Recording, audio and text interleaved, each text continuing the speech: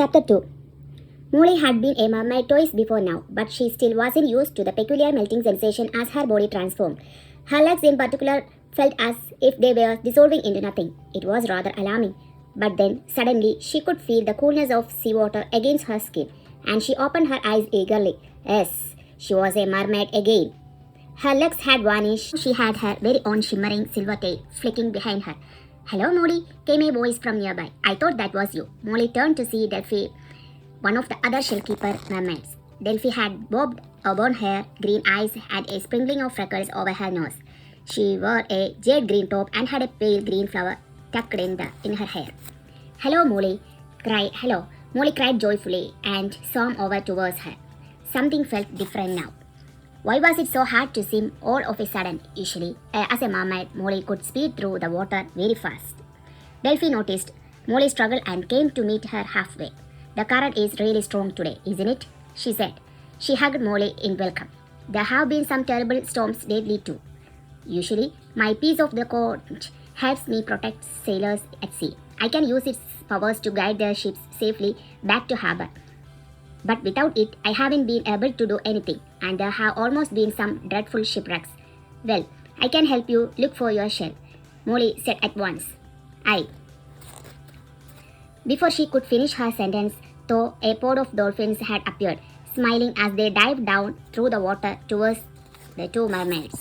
Delphi murmured to Molly, "Here come my little helpers," or rather, they think they are helping. The first dolphin to reach them made some excited whistling, snickering noises to Delphi. Its eyes bright and alert, Molly couldn't take her eyes off the beautiful creature. She could hardly believe she was so close to it. "You think you have found the shell?" Delphi replied. "Okay, we will follow you. Come on, Molly, let's see what they have got this time." She flicked her tail fin and surged away through the water. Molly gave her own tail a sharp wiggle and swam after her. She was surprised that Delphi didn't seem more enthusiastic at the dolphin's message. "What's up?" she hissed to her as they followed the sleek, silvery dolphins. Delphi gave a tired smile in reply. "I do. Dolphins, they are so cheerful and bouncy and keen to help," she said in a low voice, "but they are a bit too keen to help. If you know what I mean, they have been in and out of the shipwrecks looking for my conch piece, and they keep thinking they have seen it and coming to get me when really it's just another piece of human treasure that they have discovered." She rolled her eyes comically. "What with them and Princess Silva hanging around all the time asking if I have found the shell yet, I have hardly had a minute to myself." Molly bit her lip, hoping she would be more help than the dolphins and Princess Silva. Maybe Delphi didn't even want her hanging around. Maybe she was secretly wishing Molly hadn't turned up at all. Delphi caught the doubtful expression on Molly's face and put a hand on her arm. "Oh, I didn't mean I wanted to be on my own now," she said quickly. "I heard how brilliant you were at helping Ella when she had been thrown onto the sand by that scary killer whale. I am really pleased you are here to help me too. Truly, Molly." Molly smiled in relief. "Oh, good," she said. "I am pleased to be here." They swam on, and Molly remembered Delphi's earlier comment about Princess Cune.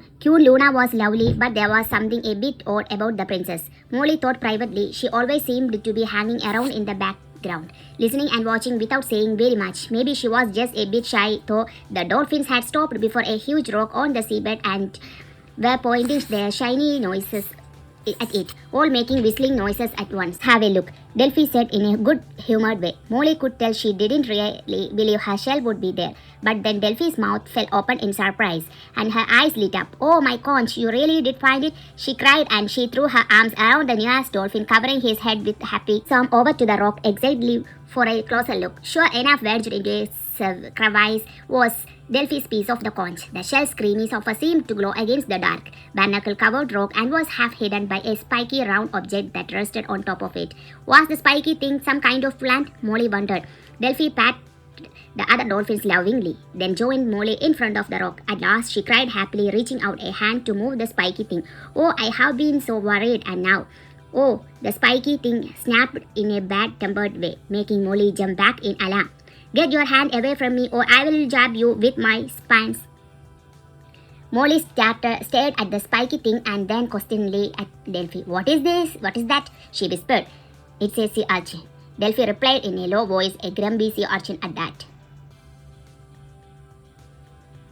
back to the creature, but you are on my shell, she said to it politely. Please, would you move so that I can get it? No, the sea urchin told her. It's mine now, I found it. Lovely and smooth it is too, after that craggy old rock. Shouldn't have been so careless with it, should you? Oh, please, Molly put in. It was stolen from her. She wasn't being careless. The sea urchin's red spines rippled in the current. They did look horribly sharp. Molly thought to herself, I said no, and I mean no. The sea urchin replied crossly. And if either of you comes anywhere near me again, I will jab you so hard you will be sorry. That is the end of chapter 2.